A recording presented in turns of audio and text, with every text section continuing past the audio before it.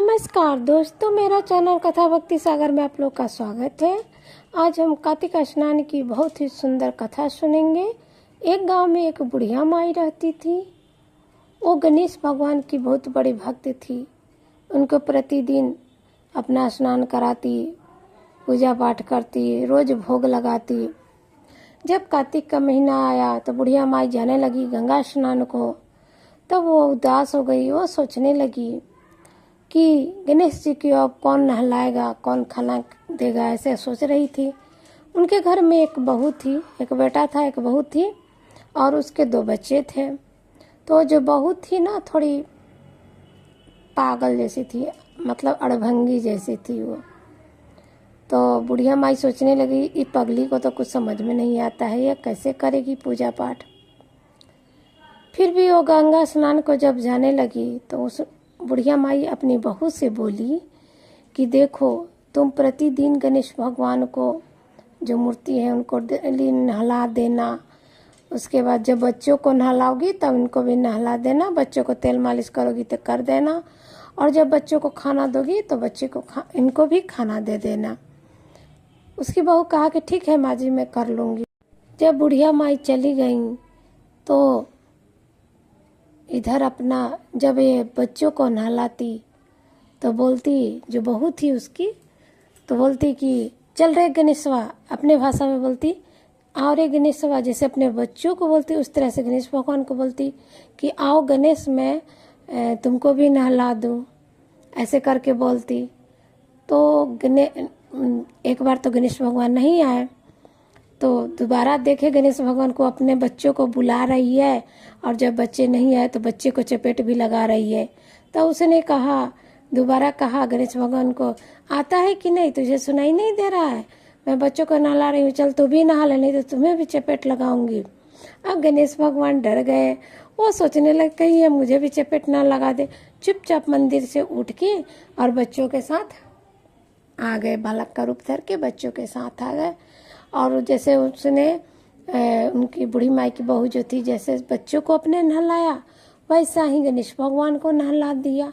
नहलाने के बाद अपना जैसे पाउडर लगा दिए, उनको भी वैसे ही किया। फिर बच्चों को खाना दिया, गणेश भगवान के आगे भी खाना दे दिया। बोले झटपट खा लो, एक भी दाना थाली में नहीं छूटना चाहिए। डर से गणेश भगवान जल्दी जल्दी खा लिए और अपने जाके फिर मंदिर में बैठ गए।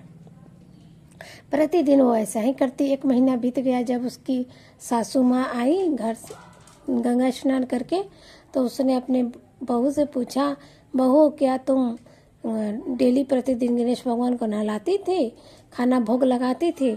तो उसने कहा, हाँ माँ जी, मैं तो नहलाती भी थी, खाना देती थी तो खा भी लेते थे। अब उसकी सास को कुछ समझ में नहीं है, क्या पागल है कह रही है।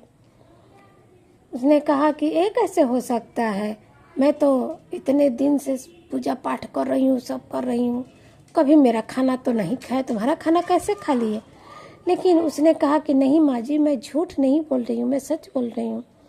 तो दूसरे दिन उसकी सास जो थी बोली कि ठीक है, आज भी तुम जैसे जैसे पहले करती थे वैसे ही कर देना, मैं थोड़ा दूसरे जगह जा रही हूँ। लेकिन उसकी सास गई नहीं, घर के बाहर से ही छिप के देख रही थी। जब बहू थी नहाने चली गई तो जब बच्चे को नहलाने लगी बहू, तो उसी तरह से गणेश भगवान को बुलाई। गणेश जी उठ के मंदिर से आ गए।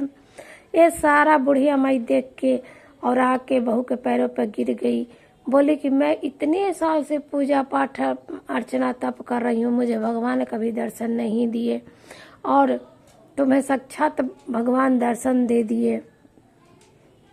तब उसने भगवान से पूछा, गणेश भगवान से पूछा कि भगवान आप बताइए, इतने साल हो गए, मैंने आपकी कौन सी कमी की, इतना पूजा पाठ अर्चना करती हूँ, आपने कभी मुझे दर्शन नहीं दिए, इस पागल बौराहन को आप दर्शन दे दिए। तो भगवान ने कहा कि लंगा से गंगा भी डरती है। एक कहावत है कि लंगा जो लंगई करता है उससे गंगा माँ भी डरती है।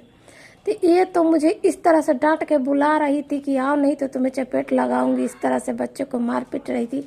तो मैं डर गया कि कहीं मुझे भी चपेट न लगे। इस कारण से मैं प्रतिदिन जब भी ये बुलाती आ जाता नहाने के लिए, खाने के लिए और फिर जाके अपने मंदिर में बैठ जाता। तब से उसकी सास अपनी बहू को बहुत मानने लगी और वो भगवान का दर्शन पाके धन्य हो गई। तो कहते हैं कि दिखावा, पूजा में दिखावा नहीं करना चाहिए। जो सच्चे मन से पूजा पाठ करे भगवान जरूर उनकी सुनती हैं। जय हो गणेश भगवान की।